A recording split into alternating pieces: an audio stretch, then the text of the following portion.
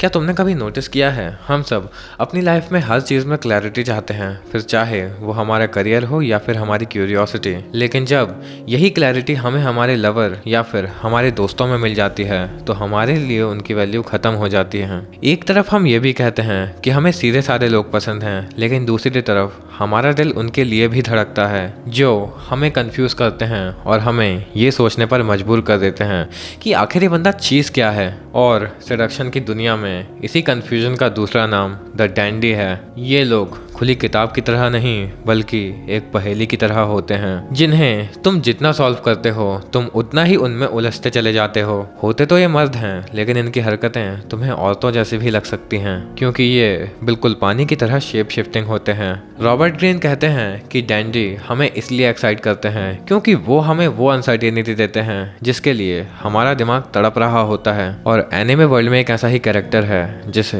हम सब ग्रिफिथ कहते हैं। और आज हम जानेंगे कि ग्रिफिथ ने कैसे क्लैरिटी नहीं बल्कि मिस्ट्री का इस्तेमाल करके पूरे बैंड ऑफ द हॉक्स को अपना गुलाम बनाया। कैसे तुम एक डैंडी की साइकोलॉजी का इस्तेमाल कर सकते हो और अगर कोई डैंडी तुम्हें फंसाने की कोशिश करे तो तुम उससे कैसे बच सकते हो।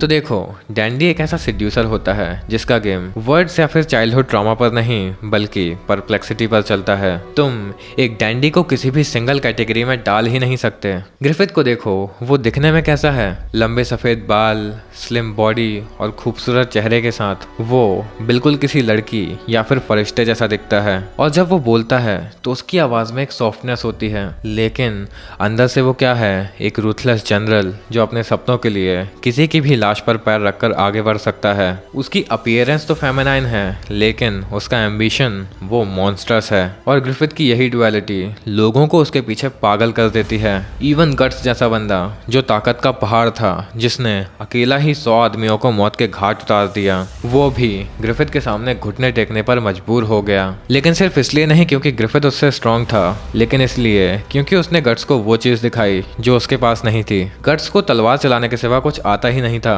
लेकिन ग्रिफिथ ने उसे दिखाया कि कैसे खूबसूरती और पावर भी एक साथ कोएग्जिस्ट कर सकते हैं। और इसी वजह से गट्स भी सिर्फ उसे एक लीडर नहीं बल्कि अपना अच्छा दोस्त मानने लगा, जिससे वो नफरत भी करता था लेकिन प्यार भी, जिसे वो छोड़ना भी चाहता था लेकिन उसके लिए लड़ना भी। लेकिन एक बात याद रखना, ग्रिफिथ की तरह डैंडी भी अपने सिवा किसी का सगा नहीं होता। वो तुम्हारा सबसे अच्छा दोस्त बनकर रहेगा, लेकिन सिर्फ तब तक जब तक तुम उसके काम के हो। और जिस दिन उसका काम हो गया वो तुम्हारी लाश पर भी पैर रखकर आगे बढ़ जाएगा।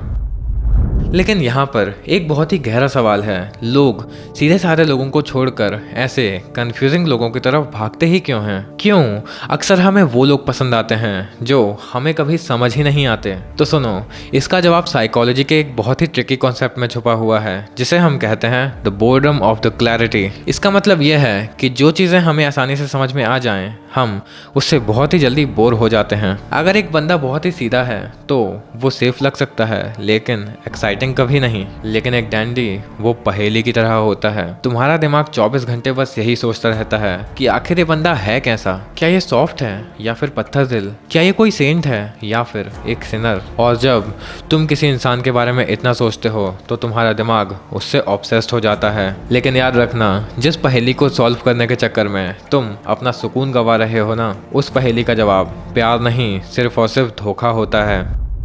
और अब हम बात करते हैं कि कैसे तुम इस साइकोलॉजी का इस्तेमाल कर सकते हो। लेकिन याद रखना, इसका इस्तेमाल सिर्फ तभी करना जब तुम्हारे अंदर कॉन्फिडेंस हो। डैंडी बनने के लिए सबसे पहले तुम्हें प्रेडिक्टेबल होना छोड़ना पड़ेगा, यानी वो बोर्डम ऑफ द क्लैरिटी से बचना है। तुम एक लड़के हो, ठीक है, सख्त लौंडे हो, ठीक है, लेकिन अपनी पर्सनैलिटी में थोड़ी सॉफ्टनेस छिड़कना ज़रूरी होगा। उसके लिए शायर बनो, म्यूज़िक में इंटरेस्ट रखो या फिर अपने ड्रेसिंग स्टाइल को एलिगेंट बनाओ। और अगर तुम दिखने में इनोसेंट लगते हो तो अपने एटीट्यूड में थोड़ा सा डोमिनेंस और कोल्डनेस लेकर आओ। लोगों को हमेशा कंफ्यूजन में रखो, उन्हें ये सोचने पर मजबूर कर दो कि तुम्हारा असली रूप है क्या, क्योंकि जितना वो तुम्हें फिगर आउट करने की कोशिश करेंगे उतना ही वो तुम्हारे जाल में फंसते चले जाएंगे। लेकिन अब सवाल यह है कि अगर कोई डैंडी तुम्हारे दिमाग के साथ खेले तो तुम उससे बचोगे कैसे। तो देखो, डैंडी का सबसे बड़ा हथियार होता है उसकी इंट्रीग और तुम्हारी क्यूरियोसिटी। वो तुम्हें हिंट देते हैं कि उनके अंदर कोई गहरा राज छुपा हुआ है, लेकिन सच तो यह है कि अक्सर इन लोगों के अंदर कोई राज नहीं होता। ये लोग अंदर से खोखले होते हैं। तो अगर कोई तुम्हें बार बार कंफ्यूज कर रहा है, कभी वो तुम्हें इंटरेस्ट दिखाता है तो कभी वो तुमसे दूर हो जाता है, कभी वो काइंड लगता है तो कभी रूथलेस, तो समझ जाओ ये कॉम्प्लेक्सिटी नहीं, ये सिडक्शन है। ऐसे लोगों को सॉल्व करने की कोशिश मत करो, बस गेम को पहचानो और चुपचाप वहां से निकल जाओ, क्योंकि ऐसे पजल्स के एंड में खजाना नहीं, सिर्फ और सिर्फ अंधेरा होता है। ग्रिफिथ ने हमें दिखाया कि कैसे एक मर्द फेमिनाइन चार्म का इस्तेमाल करके दुनिया भी जीत सकता है, लेकिन डैंडी सिर्फ मर्द नहीं होते, औरतें भी होती हैं। इमेजिन करो एक ऐसी औरत जो दिखने में बिल्कुल देवी जैसी हो, लेकिन अंदर से वो एक मर्द से भी कहीं ज्यादा खतरनाक और डोमिनेटिंग हो, जिसके पैरों में दुनिया के सारे मर्द झुकते हों, लेकिन वो सिर्फ एक मर्द के प्यार के लिए तड़पती हो। अगला एपिसोड है द फीमेल डैंडी, जिसमें हम देखेंगे कि कैसे एक औरत मर्दों के ईगो को कुचल कर उन्हें सिड्यूस करती है। तो अगर तुम सिलेक्शन के इस पावर डायनामिक को समझना चाहते हो तो वीडियो को लाइक करो और शेयर का बटन दबा दो। और मैं मिलता हूँ तुमसे अगले एपिसोड में, जहाँ हम ब्यूटी और बीस्ट दोनों को एक ही जिस्म में देखेंगे। I got no love for the fakeness. If you wanna play tough and wanna hate this, I'll always show up.